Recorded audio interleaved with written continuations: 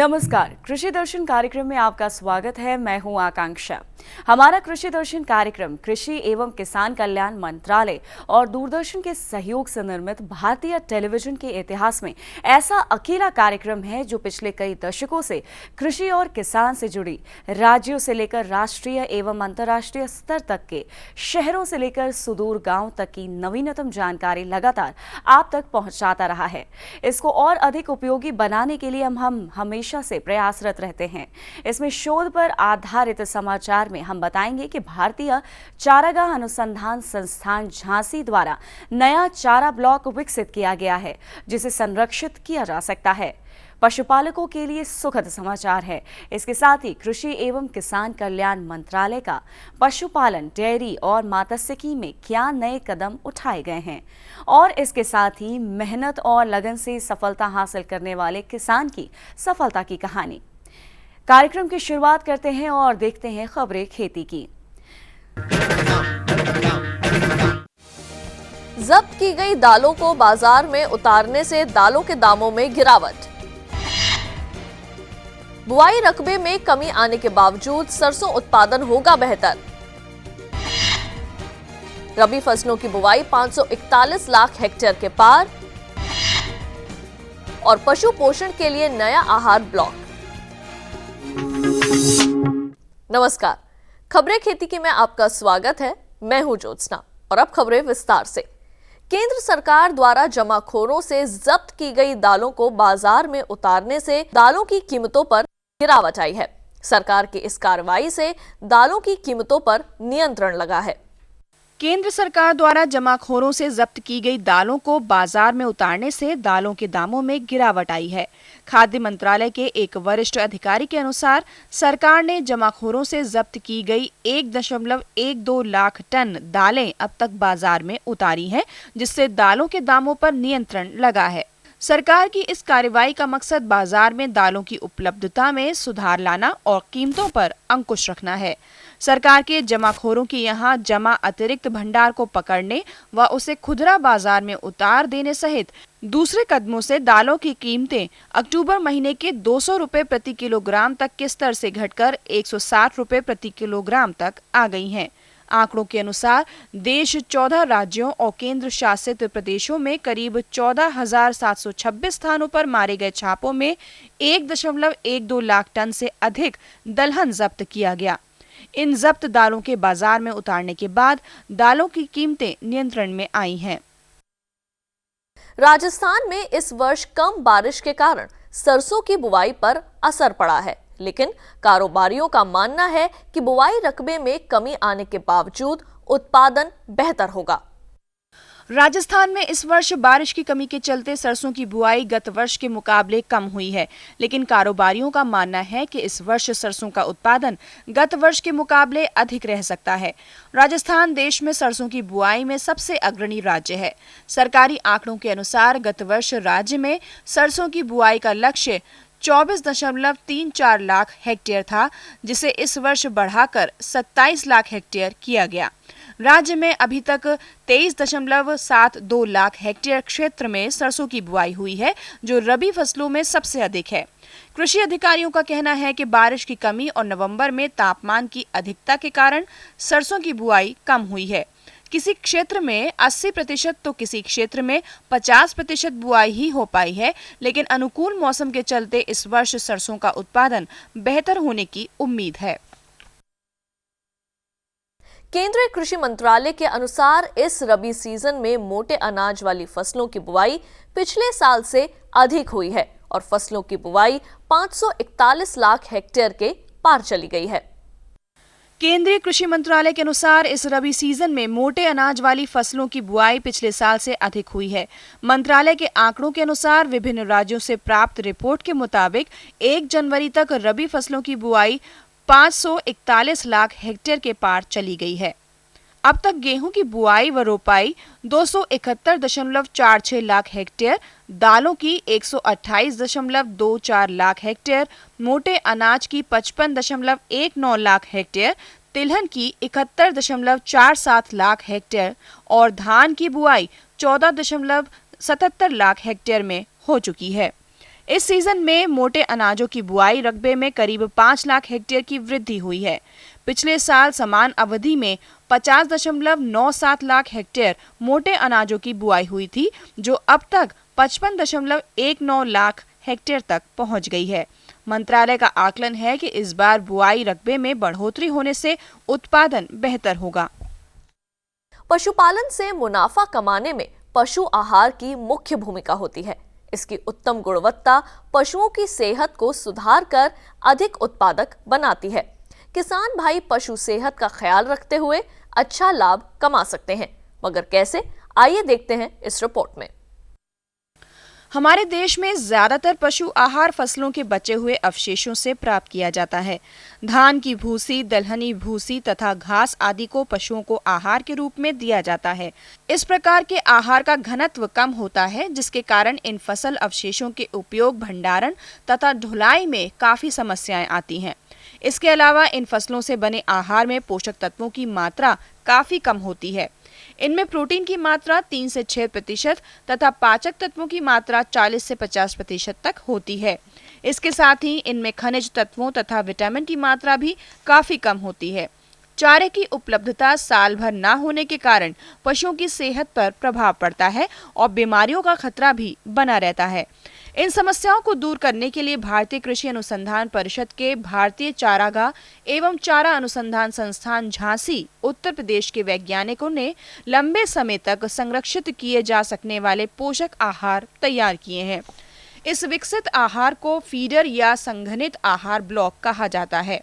इनकी बनावट ईंट जैसी होती है, जिसे सरसों की खली 35 भाग, पिसा हुआ जौ या मक्का 25 भाग, गेहूं का चोकर 37 भाग, खनिज मिश्रण, नमक और यूरिया 1-1 भाग मिलाकर ठोस बनाया जाता है। इस प्रकार एक ब्लॉक का वजन लगभग 3 से 4 किलोग्राम तक होता है। इसे बनाते समय दाने, चारा का मिश्रण, घास 60 भाग व स्टाइलो 35 भाग तथा सरसों की खली या अन्य खली, जौ, गेहूं का चोकर, खनिज का मिश्रण, नमक, यूरिया आदि को 60-40 के अनुपात में तैयार किया जाता है। इससे पशु आहार की गुणवत्ता बढ़ जाती है। इसे खिलाने से पशु आहार की ग्राह्यता 15 से 20% तक बढ़ जाती है। परीक्षण के दौरान भैंसों को ब्लॉक खिलाने पर दूध उत्पादन में 12 से 15% तक की बढ़ोतरी पाई गई। ये गुणकारी ब्लॉक सामान्य चारे से 10 गुना तक ज्यादा फायदेमंद होते हैं। इसके अतिरिक्त इन ब्लॉक के भंडारण और परिवहन में भी लागत कम आती है। प्राकृतिक आपदा जैसे भूकंप, सूखा, बाढ़ की स्थिति में आसानी से उपलब्ध इन ब्लॉक का पशु आहार के रूप में प्रयोग कर पशु नुकसान से बचा जा सकता है। इस विकसित ब्लॉक के प्रयोग से किसान भाई पशु सेहत का ख्याल रखते हुए अच्छा लाभ कमा सकते हैं। मौसम में ठंडक का असर है, ऐसे में फसलों की समुचित देखभाल करना जरूरी है। तो आइए लेते हैं मौसम की जानकारी और मौसम के अनुसार किसानों के लिए कृषि सलाह। मौसम विज्ञान विभाग के अनुसार पंजाब, उत्तरी राजस्थान, उत्तर प्रदेश के पश्चिमी हिस्से, बिहार, बंगाल, सिक्किम, मेघालय, मणिपुर, मिजोरम आदि क्षेत्रों में कोहरा छाया रह सकता है। उत्तर पश्चिम और मध्य भारत के कुछ इलाकों में रात के तापमान में 2 से 4 डिग्री तक की बढ़ोतरी हो सकती है। अंडमान और निकोबार द्वीप समूह के कुछ इलाकों में बरसात होने की उम्मीद है। श्रीनगर, हिमाचल प्रदेश व उत्तराखंड की ऊंची पहाड़ियों पर बर्फबारी होने की संभावना है। पूर्वी उत्तर प्रदेश और उत्तरी मध्य प्रदेश के इलाकों में सघन कोहरा पड़ने की उम्मीद है। सापेद्रिक आर्द्रता की स्थिति को देखते हुए किसान भाइयों को सलाह दी जाती है कि वे सरसों में रतुआ रोग की निगरानी करते रहें। यदि प्रकोप अधिक दिखाई पड़े तो डाइथेन M45 का 2 ग्राम प्रति लीटर या क्लोरोथालोनिल 1 ग्राम प्रति लीटर पानी की दर से मिलाकर छिड़काव आसमान साफ होने पर करें। खेती की खबरों में आज बस इतना ही। कृषि दर्शन कार्यक्रम में और अधिक रोचक और ज्ञानवर्धक जानकारियों के लिए देखते रहिए कृषि दर्शन। नमस्कार। ये तो था कृषि समाचार। आगे है किसान के सफलता की कहानी और पशुपालन, डेयरी और मात्स्यिकी के क्षेत्र में सरकार की नवीनतम पहल। पर एक ब्रेक के बाद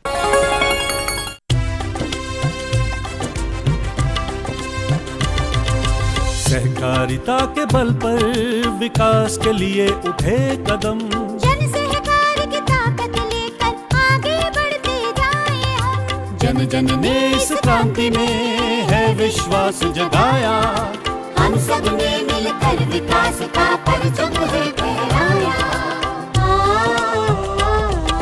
सहकारिता है अपने विकास की पहचान। नए दौर में सहकारिता ही भारत का अभिमान। कृषि मंत्रालय भारत सरकार द्वारा जनहित में जारी। सब्जी में मसाला ज्यादा है। कितनी बार कहा है कि जितनी जरूरत हो बस उतना ही डाला करो। अरे मुझसे तो ऐसा कभी कभार होता है। और तुम जो हमेशा खेत में अनाप शनाप कीटनाशक डालते हो उसका क्या? ठीक ही तो कह रही है बहू। देख, खेत में उतनी ही दवा डाल जितनी जरूरत हो। याद रखो, कीटनाशक जहरीले होते हैं। डिब्बे पे लिखी सूचना के हिसाब से ही दवा डालनी चाहिए। पहले फेरोमोन ट्रैप, फ्लाइट ट्रैप, मित्र कीट, जैविक कीटनाशक आदि का इस्तेमाल करें। जरूरत पड़ने पर ही रासायनिक कीटनाशक का इस्तेमाल करें। छिड़काव सुबह या शाम दस्ताने, मास्क और पूरी आस्तीन वाले कपड़े पहनकर करें। हवा की दिशा में छिड़काव करते हुए पीछे जाएं। दवा के डिब्बे, छिड़काव यंत्र सुरक्षित जगह पर रखें। अब कुछ समझे क्या? हाँ, समझ गया मेरी रानी। अब ना करो नादानी। इसने पिला दिया ना तुझे पानी। ब्रेक के बाद फिर से आपका स्वागत है कृषि दर्शन कार्यक्रम में। मेहनत और लगन सफलता की कुंजी है। जिसने भी इस मूल मंत्र को समझा और अपनाया है, कामयाबी ने उसके चरण चूमे हैं। ऐसे ही प्रगतिशील किसान हैं हरियाणा के गुड़गांव जिले में टिकुली गांव के भाई यशवंत सिंह। यशवंत सिंह ने अपने जीवन में कई पड़ाव देखे, लेकिन चुनौतियों से हार नहीं मानी। आइए देखते हैं उनके सफलता की कहानी उन्हीं की जुबानी।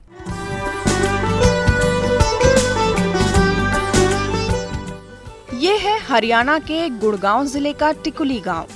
अरावली पहाड़ी के तलहटी पर बसे गुड़गांव महानगर के सटे टिकुली गांव की खूबसूरती देखते ही बनती है। चारों तरफ हरियाली और पीली चादर ओढ़े सरसों के खेत गांव की शोभा बढ़ाते हैं। शहरों से दूर यह दृश्य मन को सुकून देने वाला बहुत ही खूबसूरत नजारा पेश करता है। इस टिकुली गांव से सटे खेतों के बीच घर है भाई यशवंत का। मेहनत और लगन से ये आज डेयरी व्यवसाय में अच्छी आमदनी कमा रहे हैं। सफलता की कहानी शुरू होती है लगभग 12 वर्ष पूर्व। यशवंत सिंह बताते हैं कि ये आज से करीब 1.5 दशक पहले अपनी जीविका के लिए घर घर जाकर दूध सप्लाई किया करते थे। आमदनी तो हो रही थी, जीविका भी चल रही थी, लेकिन शहरों से स्वच्छ दूध की मांग जितनी थी उसे पूरा नहीं कर पा रहे थे। वो एक असमंजस का दौर था। घर पर अपने परिवार के बुजुर्गों से राय मशवरा किया और ठान लिया कि दूध की आपूर्ति के व्यवसाय को बढ़ाया जाए। साल भर विचार विमर्श के बाद यशवंत सिंह ने ठान लिया कि अपना डेयरी व्यवसाय खोलेंगे। मैं पहले 8-10 साल से दूध सप्लाई का काम करता था और मन में कुछ अलग से करने की इच्छा थी, इसलिए मैंने एक डेयरी खोलने का विचार बनाया और कृषि विज्ञान केंद्र से ट्रेनिंग ली। वहाँ से ट्रेनिंग लेने के बाद हमें डॉक्टर रामनिवास शर्मा जी ने कुछ ज्ञान की बातें बताई, कुछ टेक्निकली पॉइंट बताए। पशुओं की कैसे सेवा करनी है, क्या टाइम पे देना है, कैसे आहार देना है, क्या दवाइयाँ देनी है, ये सारा कुछ समझाया और उसके बाद फिर मैंने डेयरी चालू की। किसी भी कार्य करने के लिए सही सलाह, अनुभव के साथ साथ सबसे अहम होता है उस व्यवसाय के बारे में समुचित प्रशिक्षण, और यशवंत सिंह ने भी वही किया। पास के कृषि विज्ञान केंद्र में संपर्क किया और डेयरी प्रशिक्षण में भाग लिया। कृषि विज्ञान केंद्र शिकोहपुर गुड़गांव से डेयरी प्रशिक्षण के बाद इन्होंने वैज्ञानिक तरीके से डेयरी व्यवसाय शुरू किया।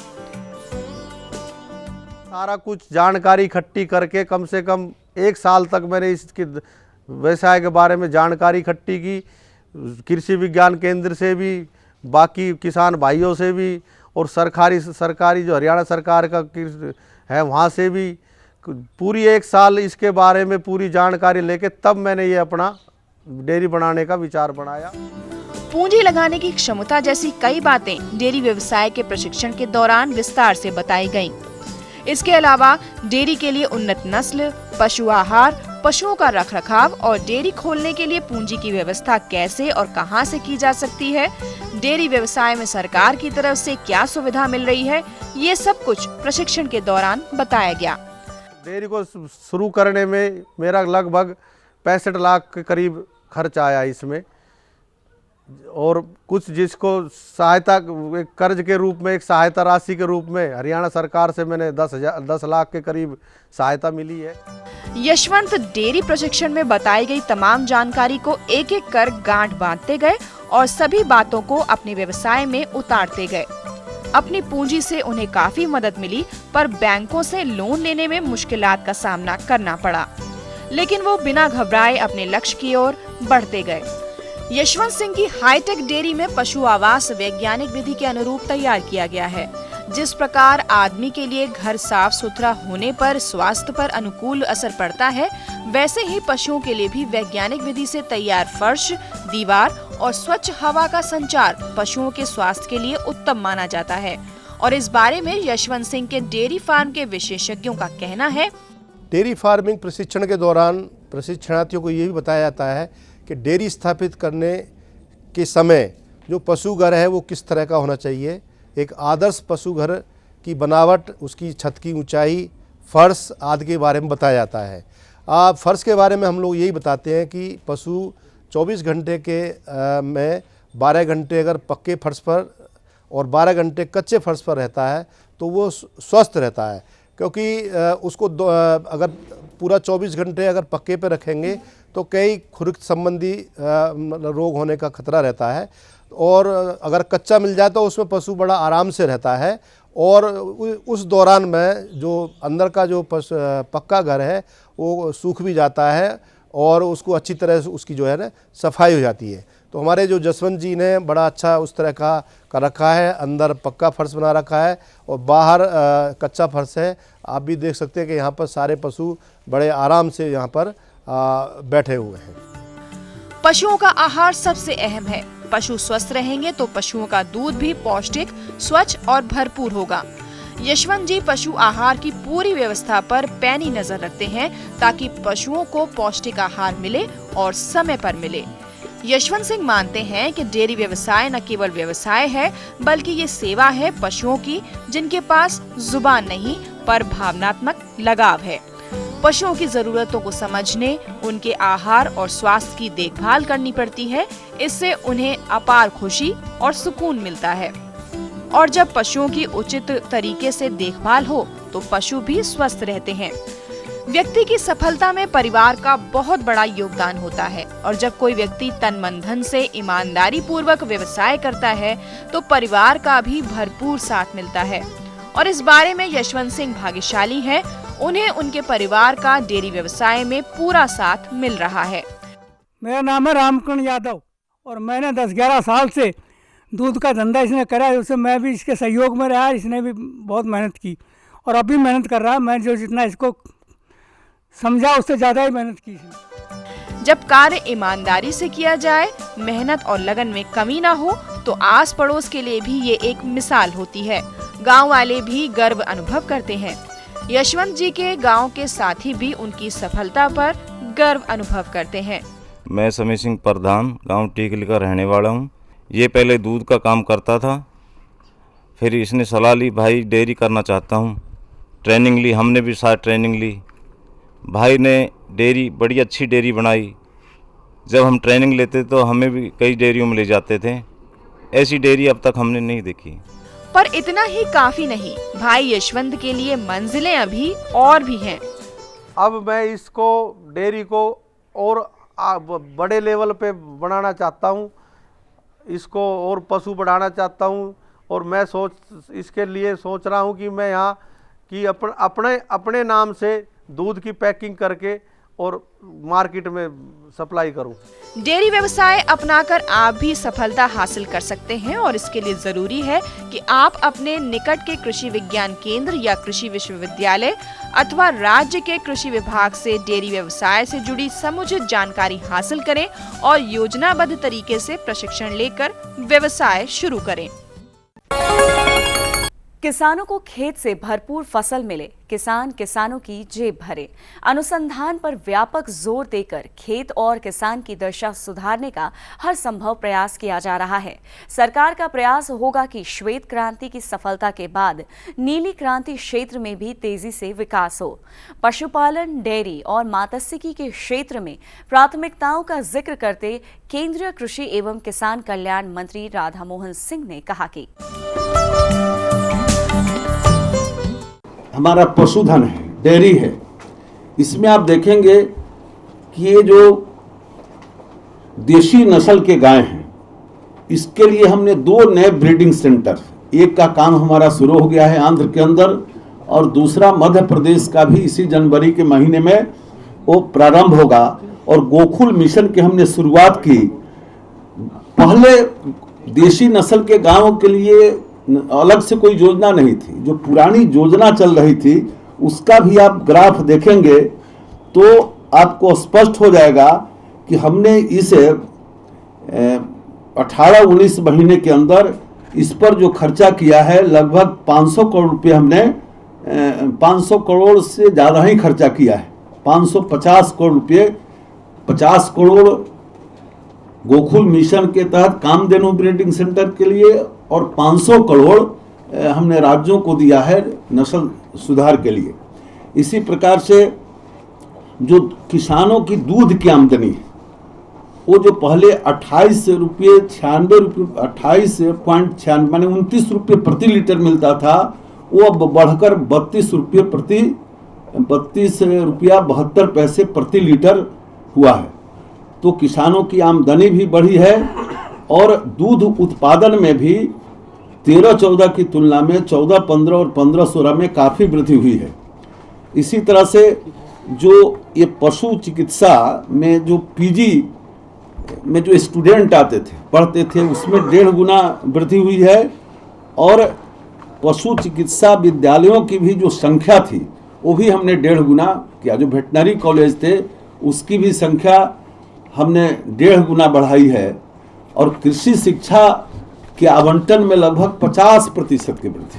कुल मिलाजुलाकर हमारी सरकार की जो प्रतिबद्धता है वो ये है कि उत्पादकता बढ़ाना, और जब तक उत्पादकता नहीं बढ़ेगा तब तक देश के किसानों का भला नहीं होगा। दूसरा, लागत कम हो और तीसरा, अच्छा मार्केट हो और चौथा, नई टेक्नोलॉजी का अधिक से अधिक इस्तेमाल हो। ये हमारी सरकार की प्राथमिकता है और मुझे विश्वास है कि देश के किसान राज्य सरकारों के समर्थन और कृषि वैज्ञानिकों के परिश्रम के बल पर हम अपने अधिकारियों के सहयोग से निश्चित रूप से कृषि के क्षेत्र में भारी बदलाव इस देश के अंदर आएगा।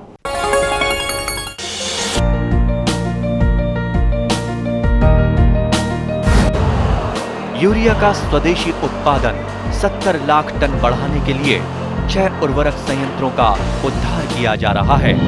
FCIL के गोरखपुर, सिंदरी, तलचर और रामागुंडम संयंत्र, HFCL की बरौनी इकाई और BVFCL की नामरू फोर्थ।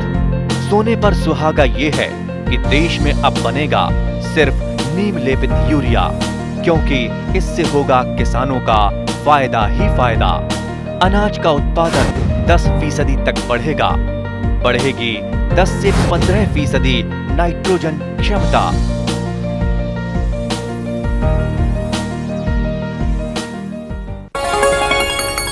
उम्मीद है कि आज का हमारा कार्यक्रम आपको जरूर पसंद आया होगा और आपके कृषि जानकारी में उपयोगी साबित होगा।